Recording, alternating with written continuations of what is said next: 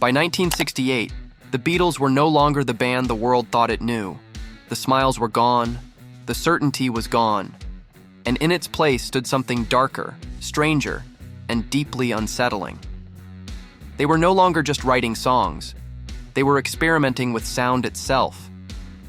And one track pushed even their own producer to the edge. George Martin later admitted, "I was frightened of it.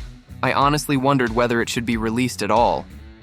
The song was Revolution 9.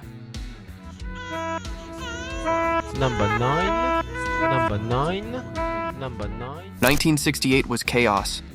The Vietnam War dominated headlines. Political assassinations shook the West. Student protests filled the streets. Inside the Beatles, things weren't much calmer. The band had retreated to India, returned fractured, and entered Abbey Road not as a unit, but as 4 individuals moving in different directions.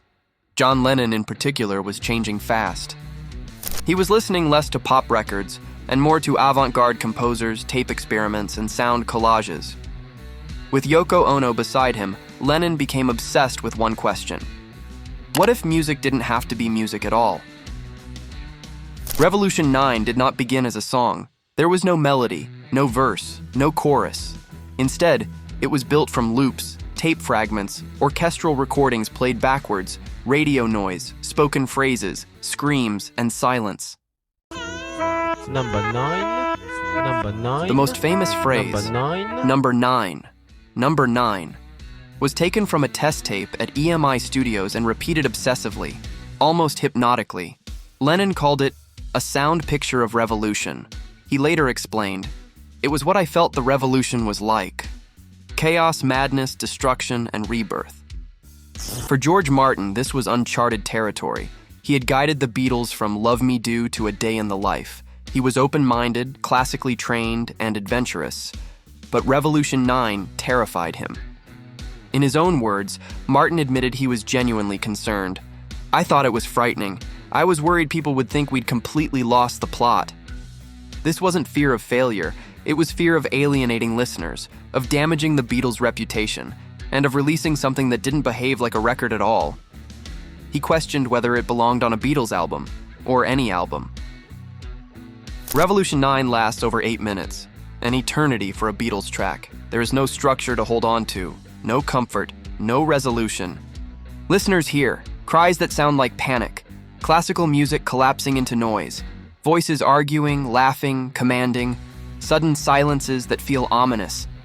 Many fans later described it as nightmarish.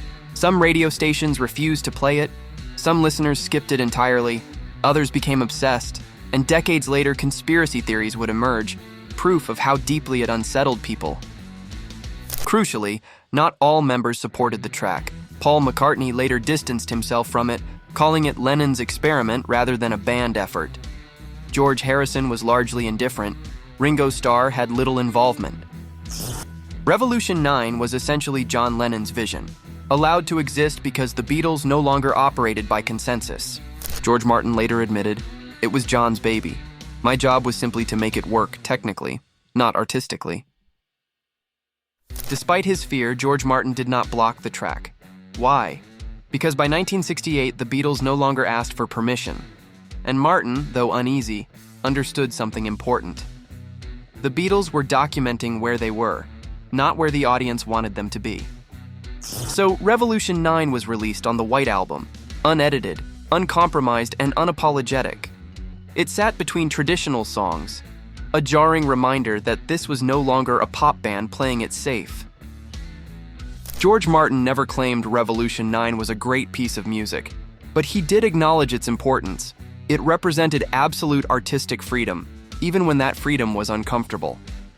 Today, it remains the most controversial Beatles recording, the most divisive, and arguably the most frightening. Not because it's loud or violent, but because it refuses to reassure the listener. Revolution 9 wasn't meant to be enjoyed, it was meant to be experienced. George Martin's fear wasn't irrational. It was the fear of watching the world's biggest band step into the unknown, without a map, without rules, and without concern for consequences. And yet, that fear is precisely why the track still matters. Because sometimes the most honest art is the kind that scares even its creators.